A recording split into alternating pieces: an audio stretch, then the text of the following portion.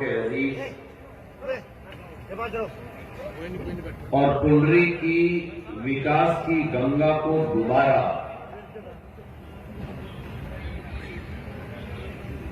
एक एक गांव, एक एक कोने के अंदर ले जाने को आतुर छोटे भाई सतबीर भाणा जी, आप बहुत देर से बैठे हैं मंच पर विराजमान पार्टी के सभी प्रमुख नेतागण, मेरे सामने बैठे मौजूद मेरे बड़े बुजुर्गों, मातृशक्ति, नौजवान साथियों, सबसे पहले तो आज बदलाव रैली के अंदर जिस जोश और होश दोनों से 36 बिरादरी के नौजवानों, बड़े बुजुर्गों, मातृशक्ति आप सब ने भागीदारी की है, मैं हाथ जोड़कर आप सबका अभिनंदन करता हूं, आप सबका वंदन करता हूं, आप सबका स्वागत करता हूं।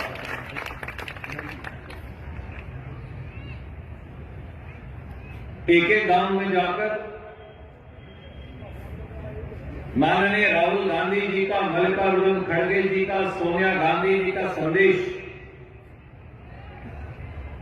छोटे भाई सतबीर भाणा जी पूरी कांग्रेस पार्टी की टीम लेकर गई, आपको निमंत्रण देकर आई। बुजुर्गों, दोस्तों, साथियों, पत्रकार और छायाकार बंधुओं, आज देश और हरियाणा दोनों के अंदर बदलाव की आवश्यकता। दिल्ली में वो जो सरकार 10 साल पहले हमने बनाई, अगले 1.5 महीने के अंदर वो दोबारा संसद के चुनाव में जाने वाली, और उसके 90 दिन के बाद वो सरकार जो 10 साल पहले हरियाणा में हमने बनाई थी, उसके 90 दिन के बाद उसका इम्तिहान भी होगा।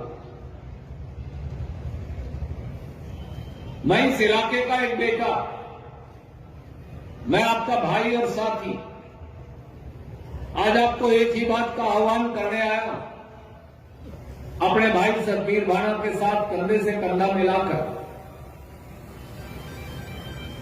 10 साल कांग्रेस पार्टी को आपने दिए,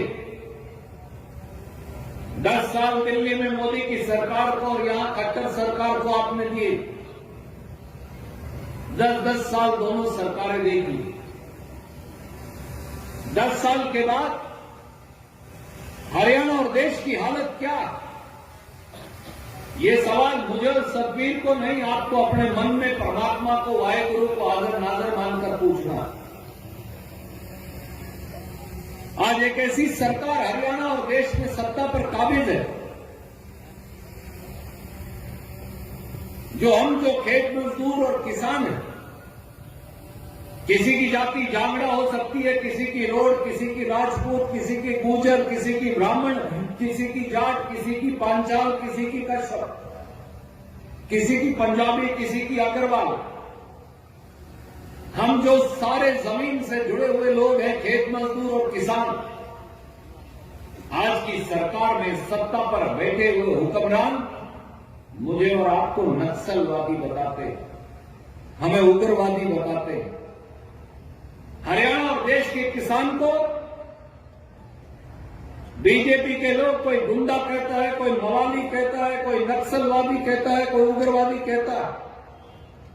क्या हजारों की संख्या में बैठे और खड़े ये नौजवान, बुजुर्ग, माता बहन इस मंच पर खड़े, हम लोग नरेंद्र मोदी और मनोज लाल खट्टर को नक्सलवादी और उग्रवादी नजर आते हैं, इसका फैसला आपको करना। मैं इस इलाके का एक बेटा, आज आपको एक भाई, आपको एक बात कहने आया। 10 साल पहले नरेंद्र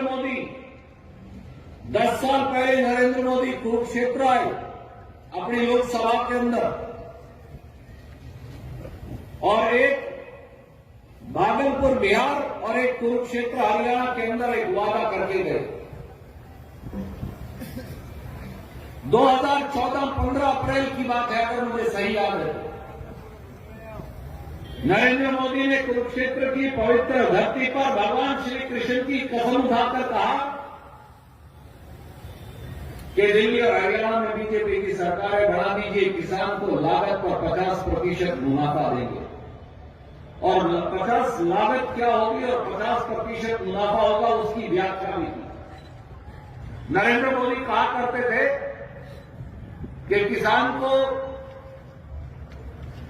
उसके खेत का किराया, उसकी मजदूरी की लागत, उसके खाद की कीमत, उसके बीज की कीमत, उसके खेती के उपकरणों की कीमत और सारा खर्चा उस पर 50% मुनाफा वो देंगे। पूरे देश के किसान ने, पूरे देश की 36 बिरादरी के खेत मजदूर ने नरेंद्र मोदी को सत्ता पर काबिज कर दिया। केवल दिल्ली की सत्ता पर नहीं, हरियाणा की सत्ता पर भी उनके सहपाठी माननीय मनोहर लाल खट्टर जी को बना दिया। परंतु असल में हुआ क्या, उसके 1 साल के बाद इसी मोदी सरकार ने शपथ पत्र दिया सुप्रीम कोर्ट में और कहा हिंदुस्तान और हरियाणा के किसान को कभी लागत पर 50% मुनाफा नहीं दिया जा सकता, क्योंकि अगर आपकी जीरी, अगर आपकी कपास, अगर आपकी जौ, बाजरा, सिरसम, गेहूं अगर बोले उस पर लागत पर 50% मुनाफा दे दिया तो बाजार खराब हो जाएगा। ये वो लोग हैं जिन्होंने ये वादा भी किया। हरियाणा के मुख्यमंत्री खट्टर जी ने और देश के प्रधानमंत्री नरेंद्र मोदी ने 2016 में हमसे ये वादा किया कि 2022 जनवरी तक किसान की आय दोगुनी हो जाएगी। हम सब यहां खेत मजदूर और किसान बैठे हैं। एक आदमी हिंदुस्तान के 140 करोड़ लोग और 72 करोड़ किसान और मजदूर से हाथ खड़ा करके बता दे किसी की आय दोगुनी हुई? हाँ, दर्द 100 गुना जरूर हो गया। ये वो लोग हैं साथियों, आज पूरे हिंदुस्तान के अंदर पिछले 10 साल में 1 लाख किसानों ने आत्महत्या की, खेत मजदूर ने आत्महत्या की, गरीब भूमिहीन मजदूर ने आत्महत्या की। इसलिए कि कर्जा चढ़ जाता, इसलिए कि फसल नष्ट हो जाती, इसलिए कि कभी हारी बीमारी के अंदर सारा पैसा जो बचत का वो खर्च हो जाता है, आदमी करेगा। अकेले साल 2022 में ये मोदी की सरकार ने संसद में जवाब दिया कि अकेले साल 2022 में 11,290 मजदूर और किसान ने आत्महत्या कर ली। यानी हर 1 घंटे 1 किसान इस देश में मर जाता है। मैं आपसे पूछता, जिस देश में पेट और पीठ एक करके देश के लिए रोटी कमाने वाला मजदूर, उसकी जात कोई भी हो, किसान उसकी जात कोई भी हो, वो आत्महत्या पर मजबूर हो जाए, उसके मुख्यमंत्री और प्रधानमंत्री को नींद कैसे आती है? बुजुर्गों साथियों, 27,000 रुपया हिंदुस्तान के हर मजदूर और किसान परिवार पर कर्जा है। हरियाणा में यह कर्जा 70,000 रुपया है। मैंने नरेंद्र मोदी देश के प्रधानमंत्री से सवाल पूछा, प्रधानमंत्री जी हमारा कर्जा माफ कब करोगे? सोनिया गांधी और सरदार मनमोहन सिंह ने 72,000 करोड़ का कर्जा माफ किया था खेत मजदूर और किसान का। 72,000 करोड़। हरियाणा का 5600 करोड़ माफ हुआ था। हमारा कर्ज माफ कब होगा? तो देश के प्रधानमंत्री जवाब देते हैं, हरियाणा और देश के किसान का कर्ज माफ करने के लिए भारत और हरियाणा की सरकार के पास कोई पैसा नहीं। खट्टर सरकार से हमने हरियाणा में सवाल पूछा, देश की सरकार नहीं दे सकती, आप तो दे सकते हो, दे दो। खट्टर साहब ऐसे हाथ करते, बोले कोई पैसा नहीं। मैं आज आपसे, आपके माध्यम से नरेंद्र मोदी और मनोहर लाल खट्टर से सवाल पूछता हूं, पिछले 10 साल में 15,94,000 करोड़ रुपया या 16 लाख करोड़ रुपया उद्योगपतियों का बट्टे खाते में डाल दिया, कर्जा माफ कर दिया। वो पैसा कहां से आया? बैंकों का। जो सरकार जो सरकार सैकड़ों उद्योगपतियों का सिर्फ जो मुट्ठी पर उंगलियों पर गिने जा सकते हैं उनका 16 लाख करोड़ कर्ज माफ कर सकती है, तो वो गरीब रविदासिया का, गरीब वाल्मीकि का, रोड राजपूत, गुजर, जाट, ब्राह्मण, कश्यप, तेली, नाई, जांगड़ा, पांचाल, इनका कर्ज माफ क्यों नहीं कर सकते? हमारा तो कुल मिला लो पूरे देश में तो 2 लाख करोड़ 16 लाख करोड़ अगर उनका माफ हो सकता है, अगर कांग्रेस 72,000 करोड़ माफ कर सकती तो आज की सरकार माफ क्यों नहीं कर सकती? मैं सवाल पूछता। मेरे बुजुर्गों साथियों, एक होती है बिरान माटी, एक होती है खराब माटी। इस सरकार ने तो हमारी रेरे माटी कर रखी, जो तीसरे वाली होती। अभी बारिश हुई, ओले पड़े, पूरे हरियाणा के अंदर पड़े, ये भी नहीं कि कोई कैथल क्षेत्र या करनाल में, कई जगह तो सफेद हो गई धरती ओलों से। बिल्कुल बाढ़ जब किसान की आई हुई थी कणक की, तब खराब होगी। सरकार यह मानती है कि 23 लाख एकड़ फसल नष्ट होगी, 23 लाख एकड़ फसल नष्ट हुई। कलेक्टर साहब कहते हैं पोर्टल पे अप्लाई करो, नहीं तो दूंगा नहीं। ये सरकार ऐप पोर्टल खेलती है। परिवार पहचान पत्र हो, पोर्टल पे अप्लाई करो। हमें अपने परिवार का पहचान पत्र क्यों चाहिए? आपको अपने धर्म पत्नी, अपनी छोरी, अपना छोरा, अपने मां, अपने बाप की पहचान क्यों चाहिए? आज तक तो राशन कार्ड हुआ करता था, जब से हम जामिया देखते आए उसी में सारे परिवार का नाम लिख दिया जाता है। ये जितने कुंडली वाले हमारे साथी हैं, इनसे पूछ लीजिए प्रॉपर्टी आईडी के नाम पर इनको कितने पैसे से हर रोज लूटा जाता है। और ये पहली सरकार है हिंदुस्तान की, हरियाणा की, जिन्होंने खेती पर टैक्स लगा दिया। तेरी खाद पर 5% टैक्स, तेरी कीटनाशक दवाई पर 18% टैक्स, खेती के उपकरणों पर 12% टैक्स। याद करिए डीएपी का कट्टा 1100 रुपए का आया करता था जब कांग्रेस का राज था, आज 1350 रुपये का आता। यूरिया के कट्टे में खाद चोरी करने वाली एक बार नहीं 2-2 बार ये पहली सरकार है, बीजेपी और जेजेपी की और बीजेपी की भी। याद करिए पहले अपना 50 किलो का कट्टा 45 किलो का किया। ये बोले नीम कोटेड यूरिया वो सरकार मनमोहन सिंह ने चालू करेगी, उसमें वो निकाटे। अब यूं कहते हैं एक और कोटेड यूरिया देंगे, उसमें 5 किलो और कम करेंगे, 45 वाला 40 किलो करने लगे। रेट कोई कम नहीं, रेट वही। 56 रुपए लीटर डीजल हुआ करता था 2014 में जब कांग्रेस का राज था। मेरी माता बहन बैठी है, किसान भाई बैठे, मजदूर भाई बैठे, 56 रुपया लीटर था। आज 90 रुपये लीटर है, 90 रुपये लीटर है। 90 में से 56 में पड़ी तो कितने बच गए है जी? 34 रुपये लीटर। 10 साल के अंदर रेट बढ़ा दिए डीजल के, 34 रुपये लीटर। ये 350 लीटर का लगभग अगर अपना खर्चा होता हो तो 350 जब 34 कितने में पड़ी? बताओ हमें कौन लगेगा? इसमें वेतन बनेगा इतने का आता तो फिर हम सीए लग जाते हैं। 34 जब 350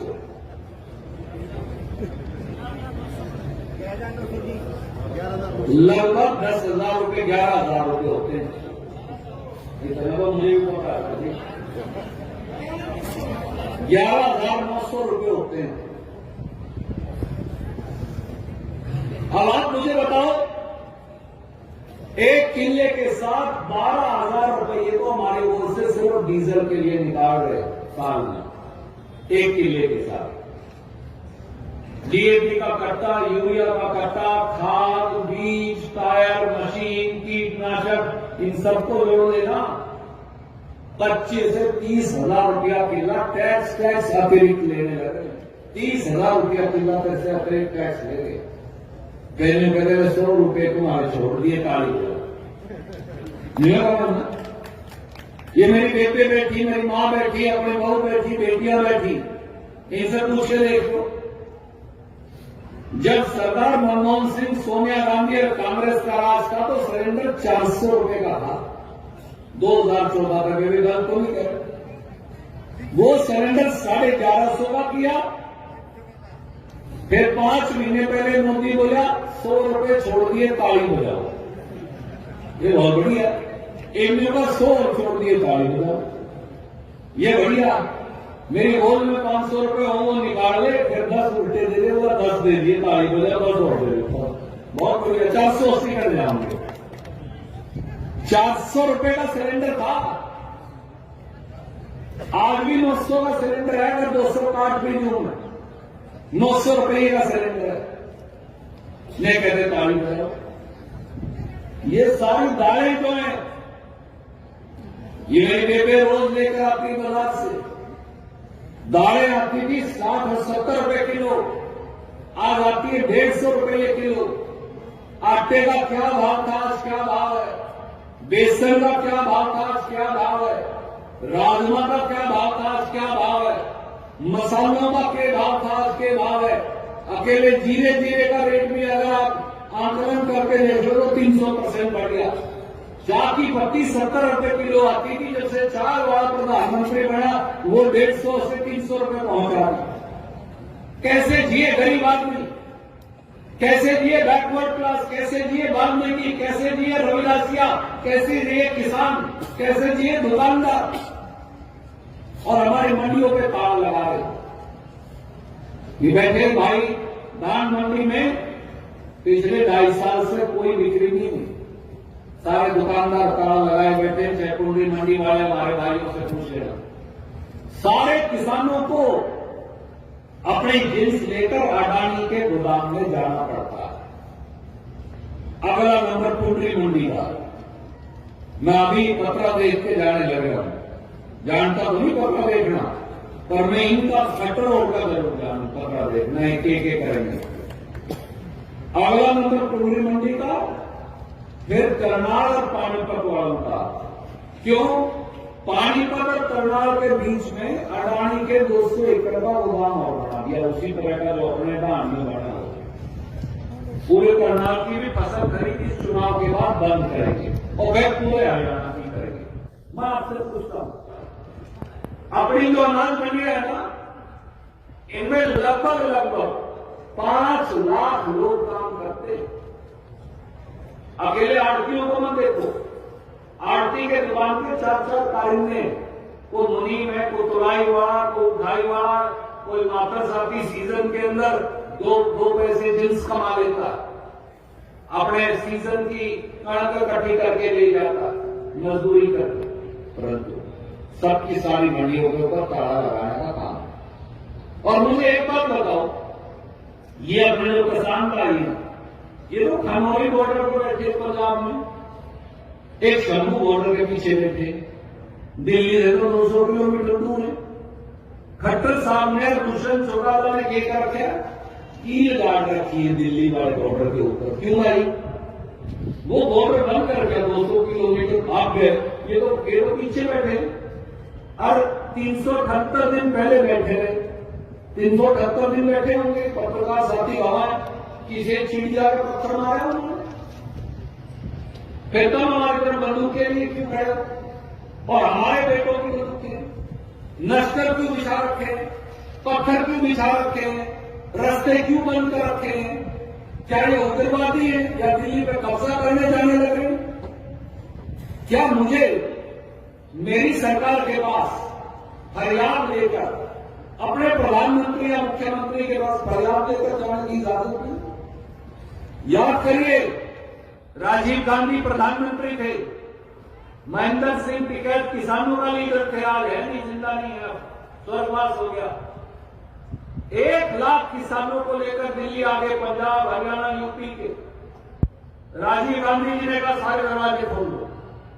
वो दिल्ली में जहां अपना ये इंडिया गेट है, इस पे बैठे रहे 22 दिन, कैबिनेट की कमेटी बनाई, प्रधानमंत्री खुद भी ले रहा हो, राजीव गांधी, और जो किसानों ने कही जो जायज बात थी उनकी सारी मानी। अगले ट्रेन से उठ के चले गए, ना एक लाठी मारी ना किसी का रास्ता रोका। आप मुझे बताओ, खट्टर साहब ने अपना ट्रैक्टर नहीं ले जा सकते?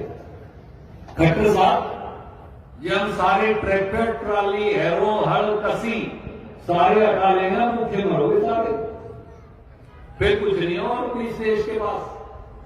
इस देश में अनाज पैदा करता है कौन? किसान और गरीब मजदूर।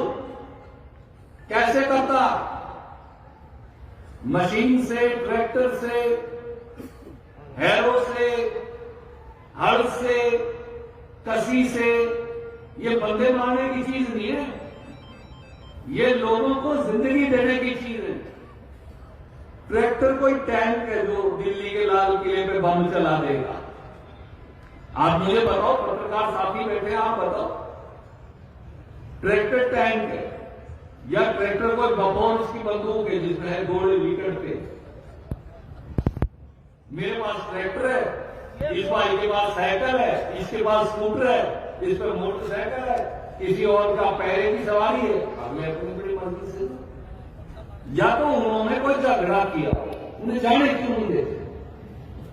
मैं इसलिए आपको केवल एक बात कहता हूं, और जो हमारे एससी बीसी के भाई हैं हरियाणा में, मैं एक सवाल पूछूं, हरियाणा में बैकवर्ड क्लास को 16% आरक्षण उस कमेटी ने दिया था जिसका मैं मंत्रिमंडल का अध्यक्ष था। पहले 6 होता था क्लास 1 क्लास 2 पोस्टों में। हमने वादा किया था इन्हें 27% आरक्षण दो। क्लास 3 और क्लास 4 में 84 लगना हो, क्लर्क लगना हो, फिर तो 27% है बैकवर्ड के लिए। पर अगर एसडीएम लगना हो, डीएफएससी लगना हो, तो बैकवर्ड के लिए 27% है। क्यों भाई? या तो ये फैसला कर दे सरकार, खट्टर साहब और नरेंद्र मोदी, कहते तो रोज बैकवर्ड बैकवर्ड है, इनको 27% आरक्षण क्यों नहीं देते? कांग्रेस पार्टी ने, राहुल गांधी जी ने रोज मांग रखी, आप गिनती क्यों नहीं करते? हमने कहा जातिगत जनगणना करो, उसमें क्या टोटा? भाई किसी की संख्या ज्यादा है, थोड़ा उसको फायदा और दे देना उसके हिसाब से, इसमें कोई टोटे की बात थोड़ी है। और यहां 10,000 आदमी बैठे तो कोई कह के देख के कह रहे 10,000 में इसमें टोटा के घर वालों, इसमें क्या बुरी बात है? यही राहुल गांधी कहने लगे। उल्टा बीजेपी आरक्षण पर हमला बोल रही है। अगर इनको एक बार और मौका मिल गया दिल्ली और हरियाणा में, मेरे बड़े बुजुर्गों में एक बात क्या रखी हुआ, ये एससी बीसी के आरक्षण को खत्म कर देंगे। ये रहने नहीं देंगे जो कांग्रेस ने दिया था। ये नहीं चाहते कि आपके बच्चे, आपके बेटे, आपकी बेटियां जिंदगी में तरक्की कर सके। ये गरीब आदमी को इसीलिए भूखा रखना चाहते हैं और गुलाम रखना चाहते हैं। कांग्रेस पार्टी, मैं भाई साहब के गाना उनको आगे बढ़ाना चाहते हैं, और खासतौर से अपने जिले में। कई बार ये पूछते हैं रणदीप को क्यों जुत्ती तोड़ाता फेरा गया पूरे हरियाणा के अंदर। मैं आपको एक बात आज पते की कहते मेरी बात वाणी को विराम दूंगा। मेरी बात पे गौर करिएगा, आपको लगे रणदीप की बात सही है तो आप जाके सोचिएगा, जब रोटी खा के राम का नाम लेके, वाहिगुरु का नाम लेके रणदीप सिंह सुरजेवाला आपके लिए राज लाने की लड़ाई लड़ने लग रहा है।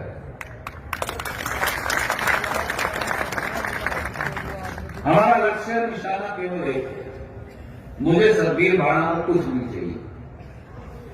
जिस दिन आप राज के काबिज हो जाओगे, जिस दिन राज को गरीब आदमी की डोरी पर लाकर खड़ा कर देंगे, जिस दिन राज को किसान की डोरी पर लाकर खड़ा कर देंगे, जिस दिन राज को एससी बीसी की डोरी पर लाकर खड़ा कर देंगे, उस दिन हमारा काम पूरा हो जाएगा, क्योंकि आप पूर्व मुख्तियार हो जाओगे। आप क्या करते हो, मैं कई बार कहा करूं, क्योंकि मेरा परिवार बैठा है, अब आप गड्डी में रेस तो पूरी देते हैं, गेयर में लगाएंगे, सही है ना? अब आप न्यूट्रल में रेस दे देना, वो चली नहीं मीटर में कोई चल लेगी क्यों कर, छोरे को इसको टिकट भी बना देना, न्यूट्रल को फायदा क्या होगा, रात के देखना। देखो साहब, मैं एक आपको बात खरी सी कहता हूं, भिवाड़ी में, दादरी में, उस पूरे इलाके में मिलकर जो आपने बंसीलाल को राज दिया तो इलाके की तरक्की हुई, चाहे बंसीलाल ने टिड्डियों के ऊपर पानी चढ़ा दिया। सही इसलिए बात, जो बूढ़े हैं उन्होंने देखा हो। अजय लाल जी को हिसार के अंदर राज मिला, फतेहाबाद, हिसार, सरसा पर एक ही जिला होते थे, तो हिसार जिले ने टिड्डे होते हुए भी सबसे ज्यादा तरक्की की। मेरी बात सही है? पार्टियां अलग हो सकती हैं, हम बाद में छोड़ के वो अलग बात होगी, पर वो कांग्रेस के मुख्यमंत्री बने। जब तक आप राज के ऊपर काबिज नहीं होंगे, इलाके तरक्की नहीं कर सकते। इलाके की पहचान लीडर से और लीडर की पहचान इलाके से। तो मैं आपको एक ही बात कहता हूं, कुरुक्षेत्र में, करनाल में, कैथल में, जींद में, हिसार में, जब तक कांग्रेस ये पूरी जीटी रोड पे नहीं जीतेगी तब तक राज नहीं बन सकता। हम क्या करते हैं, वहां कैथल में कभी बढ़ा देते हैं, कभी एक दो बार ब्रेक लगा दें, या न्यूट्रल की रेस दे देते हैं टुकड़ी में, कलायत में कुछ और कर देते हैं, गुलाचीका में कुछ और कर देते हैं, थानेसर में कुछ और कर दें, लाडवा में कुछ और कर देते हैं, शाहबाद में कुछ और कर देते हैं, नीसन में हम कुछ और कर देते हैं, असम में कुछ और कर देते हैं, उचाना, नरवाना, उतराना, बरवाड़ा में कुछ और कर दें, फिर राज कैसे बढ़ना? फिर आपको ऑयल देगा, आपको बना जनाब ऐसे नहीं बन सकता। मेरे काका, ताऊ, भाई सारे बैठे, बेबे भी बैठी, माताएं भी बैठी, नक्शा बना लीजिए, निशाना बना लीजिए। आप चारों सीट यहां वाली, 500 सीट जींद वाली और कुरुक्षेत्र और करनाल वाली सारी सीट जिता के दे दो, राज में आपको याद देंगे। फिर हम नींद में निकालना शुरू कर देते हैं, इसकी तो फलानी जात नहीं, इसकी फलानी जात नहीं, इसकी फलानी जात नहीं। तो साहब अब हमने तो फैसला कराया नहीं, हम कड़िया मैंने का फैसला करा था, मैं तो शमशेर सिंह के या गंगा सिंह जी के पैदा होंगे, या आपने से किसी ने फैसला करा हम अपना दादू या दादा या परदादा चुन के भगवान को कह के पैदा होते हैं। आज तक तो मैंने कोई देखा नहीं जो कहे मैं तो भाई फलाने के पैदा होंगे, ये सहनसार मेरा छोटा भाई बेटा है, इसके बेटियां हैं, उन्होंने पूछा था कि हम इसके सहन के पैदा होंगे परमात्मा से। ये तो परमात्मा का फैसला। तो इसमें परमात्मा के बनाए हुए जब अपना आदमी अपना काम है सबसे गरीब की सेवा करे, उसके लिए सेवा के लिए राज जरूरी है। कैथल के अंदर मुझे केवल वजीर बनने का मौका मिला था, मैंने उतने में कैथल की जिले की शक्ल बदली। मैं हमेशा चौधरी ईश्वर सिंह जी को भी याद करता हूं। चौधरी ईश्वर सिंह जी को मौका मिला, उन्होंने अपने इस इलाके के अंदर तरक्की करके दिखाई। सही विकास के लिए कांग्रेस पार्टी के एमएलए, कांग्रेस पार्टी के वकील, कांग्रेस पार्टी के स्पीकर होते थे, क्योंकि ये कांग्रेस का तरीका। मैं इसलिए आपको एक बात कहता हूं, इस नौजवान को मौका देके देखो, जो राज की गिरडी लगा के आपको चौधरी रणदीप सिंह सुरजेवाला, चौधरी रणदीप सिंह सुरजेवाला, भाई सतवीर भाई, हम सारे भाई मिलकर, मैं आपको एक बात का वचन दे सकता हूं, हमें जिंदगी से और कुछ नहीं लेना। अगर हम इन सारे चेहरों पर, और वो चेहरे जो यहां हैं नहीं, वो चेहरे जो कुछ हमारे खिलाफ नहीं, अगर हम सब चेहरों पर मुस्कुराहट ला सके, अगर हम कुंडरी को, गुलाचीका को, कलायत को, कैथल को, थानेसर को, शाहबाद को, असम को, नीसन को, नरवाना को, उतराना को, बरवाड़ा को, नारनौल को, अगर हम इन सारे इलाकों को वैसा ही बना सके जैसे बाकी हरियाणा है, तो उसी दिन हरियाणा बदल जाए और उस दिन आपका राज्य आ जाए। तो बस मेरे आपसे एक ही अनुरोध है, मेरी बात अगर आपको लगे खरी, तो आज शाम को जरूर जब रोटी खा के परमात्मा का नाम लेके खटोली पे खाट के ऊपर लेते मेरी बात पर गौर करिएगा। लोकसभा के अंदर इंडिया अलायंस का कैंडिडेट सुशील गुप्ता खड़े हैं। मैं उनको कहा था वो आके गया, उसको आगे जाना। अपने को लोकसभा भी जीतनी है, अपने को विधानसभा भी जीतनी है। 2 तरफ देनी है बस। वो गड़ा उठा काम नहीं है। मैं यूं भी नहीं कहना मेरे किले बात आयोतम जाके मैं नहीं कह रही मारने की जरूरत है कि मैं काम कर पाता हूं।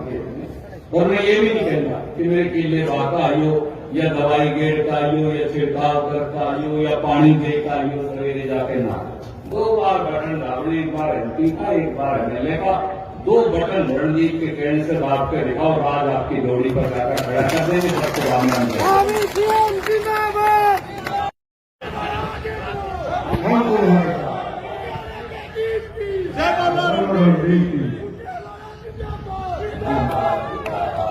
आदर और सम्मान के योग्य इस धरती के बेटे, जमीन से उठकर लगातार मेहनत करने वाले जाबाज नौजवान, बुजुर्गों के माताओं के बेटे, नौजवानों के भाई, मेरी माताओं और बहनों के अजीज और पुंडरी की विकास की गंगा को दोबारा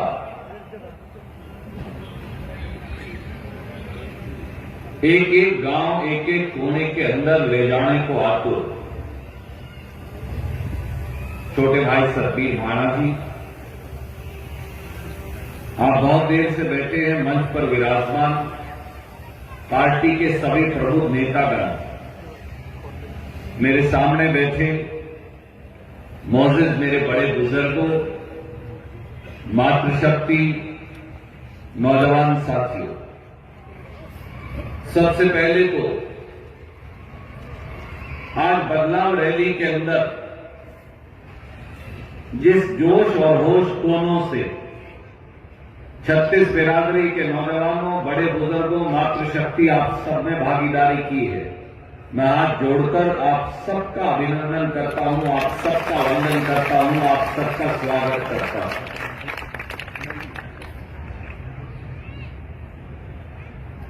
एक एक गांव में जाकर माननीय राहुल गांधी जी का, मल्लिकार्जुन खड़गे जी का, सोनिया गांधी जी का संदेश छोटे भाई सतबीर भाना जी पूरी कांग्रेस पार्टी की टीम लेकर गई, आपको निमंत्रण देकर आई। बुजुर्गों, दोस्तों, साथियों, पत्रकार और छायाकार बंधुओं, आज देश और हरियाणा दोनों के अंदर बदलाव की आवश्यकता। दिल्ली में वो जो सरकार 10 साल पहले हमने बनाई थी, अगले 1.5 महीने के अंदर वो दोबारा संसद के चुनाव में जाने वाली, और उसके 90 दिन के बाद वो सरकार जो 10 साल पहले हरियाणा में हमने बनाई थी, उसके 90 दिन के बाद उसका इम्तिहान भी होगा। मैं इस इलाके का एक बेटा, मैं आपका भाई और साथी, आज आपको एक ही बात का आह्वान करने आया, अपने भाई सतबीर भाना के साथ कंधे से कंधा मिलाकर 10 साल कांग्रेस पार्टी को आपने दिए, 10 साल दिल्ली में मोदी की सरकार को और यहां खट्टर सरकार को आपने दिए, 10-10 साल दोनों सरकारें देगी। 10 साल के बाद हरियाणा और देश की हालत क्या है? ये सवाल मुझे और सतबीर को नहीं, आपको अपने मन में परमात्मा को, वाहेगुरु को आदर नादर मानकर पूछना।